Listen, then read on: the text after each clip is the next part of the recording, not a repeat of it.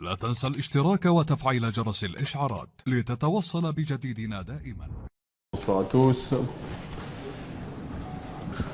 On va pas se le cacher, la plupart des joueurs qui sont ici formeront l'ossature des 23 qui partiront pour la préparation à la Coupe du Monde, mais il y a encore quelques postes à pourvoir. Il y a quelques joueurs qui ne sont pas venus pour ce rendez-vous, mais qui font toujours partie de l'effectif. J'en ai d'autres à voir, donc voilà, c'est une semaine qui est importante pour le staff, pour certains cas individuels, puisqu'il va falloir montrer quelque chose. Il y aura 2 matchs pour le faire, pour ceux qui auront la chance de jouer ou de démarrer surtout. Donc voilà, c'est comme dans toutes les équipes, dans tous les effectifs. La liste sera très difficile à établir, mais je l'établirai en mon âme et conscience. Non, c'est pas que difficile puisque c'est quelque chose qu'on construit avec du temps. Donc quand on réussit à l'obtenir, eh ben, il faut le garder. Et depuis qu'on a commencé ce stage une nouvelle fois, tout se passe remarquablement bien. On a la chance d'avoir un groupe de joueurs déterminés, motivés.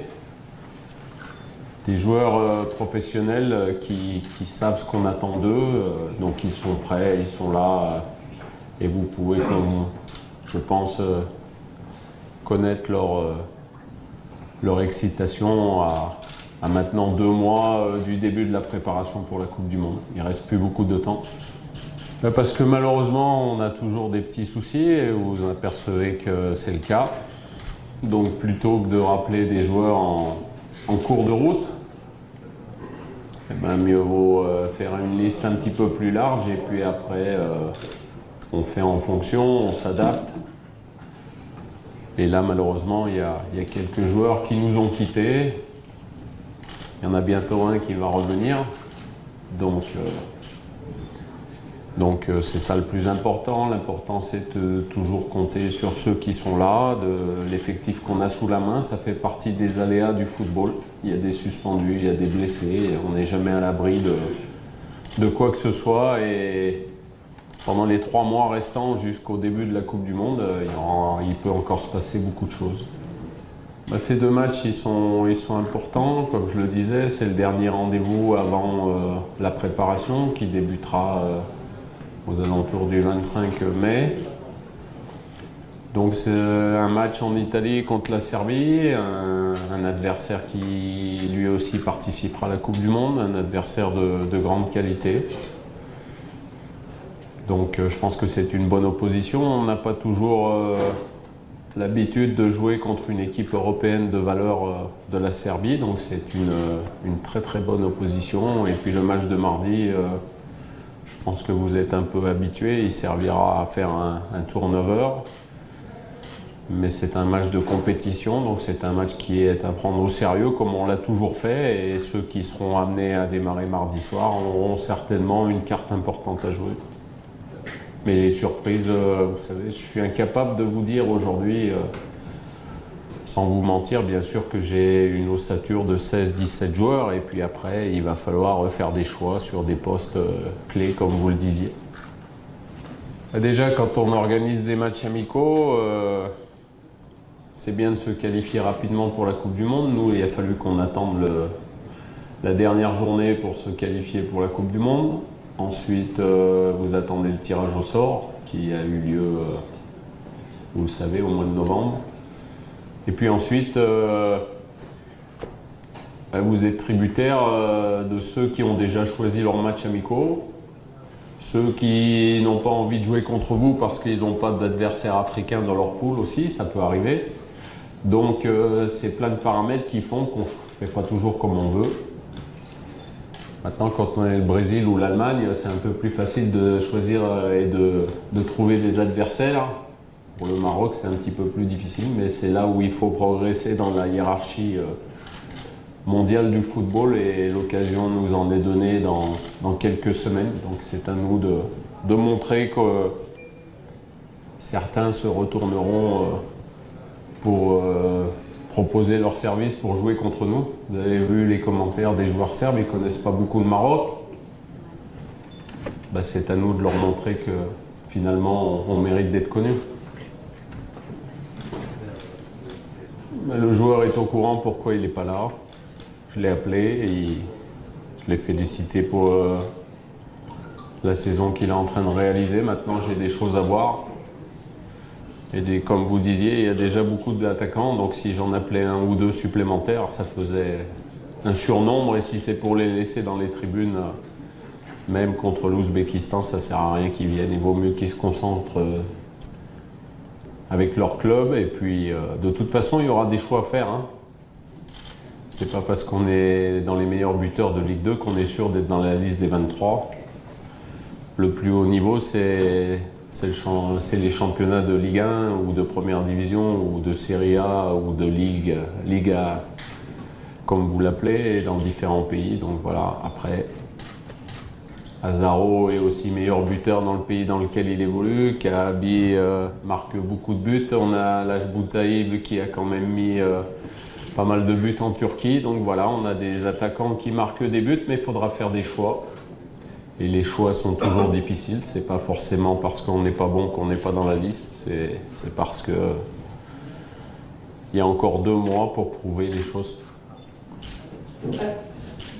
Marwan Dacosta, il a joué le dernier match avec son club. C'est vrai que jusqu'à présent, il a eu beaucoup moins de temps de jeu. C'est difficile, mais il évolue dans un club où la concurrence est difficile. Maintenant, c'est des joueurs qui s'entraînent, c'est des joueurs qui sont toutes les semaines sur un banc de touche dans des matchs de haut niveau, donc ils sont prêts. Et forcément, le retour d'Emza Mendil est important aussi. Il fait quelques apparitions en Ligue 1, la plupart du temps il est remplaçant, mais après il y a des choix à faire. Parfois, dans mon esprit, il est préférable d'avoir certains joueurs avec des qualités que je pense supérieures à d'autres qui jouent dans certains championnats inférieurs. Bon, on le vit plutôt bien. Vous savez, c'est toujours mieux d'avoir cette effervescence qu'aucune ambiance, qu'aucun supporter qui vous suive, personne dans le stade. Ça ressemble beaucoup trop à des matchs amicaux. Là, les gens viennent pour voir leur équipe nationale. Ils sont fiers de se déplacer et je pense pour certains d'assez loin pour venir voir cette équipe marocaine. De Chicago, il y a un public qui est arrivé de Chicago. Voilà, donc c'est tout en l'honneur des joueurs. C'est eux qui ont su raviver la flamme de cette équipe nationale du Maroc. Maintenant, ce qu'on a fait jusqu'à présent, c'est très bien, mais il va falloir franchir un autre palier. Et nous savons que nous sommes attendus, mais on va tout faire pour honorer au maximum le drapeau marocain. Et on est encore une fois, je le répète, très fiers d'être présents pour cette Coupe du Monde, mais on n'a pas envie d'aller à la Coupe du Monde simplement pour prendre des photos. I think the World Cup is the highest level in football, especially when you are a national coach. So it's very important for me, for Morocco, to be able to compete with the best team all around the world. And in our group, with Iran, Spain, and Portugal, I think we have some very, very good teams. So we have to be ready. But I'm sure the player will be ready, and we have to be proud to bring the flag of Morocco to the World Cup. Oui, on aura 3 matchs de préparation. Maintenant, il y a des contrats qui sont en cours de signature ou fraîchement signés, donc je laisserai la Fédération royale marocaine de football annoncer le programme quand il sera complet. Sachez qu'on aura 3 matchs de préparation qui sont à 99,99% bouclés. Donc une fois que la fédération décidera de communiquer sur ce programme, vous en serez informés. Continuer à faire ce qu'on sait bien faire, s'améliorer dans les choses où on est encore perfectible. Face à un adversaire de grande qualité, je le disais, une équipe qui s'est qualifiée brillamment pour cette Coupe du Monde, simplement en perdant un match de qualification, c'était en Autriche. Donc voilà, quand on a autant de joueurs de grande qualité que la Serbie, forcément on s'attend à une opposition relevée, mais c'était le but recherché. Donc dès demain, il va falloir se montrer à la hauteur de notre adversaire.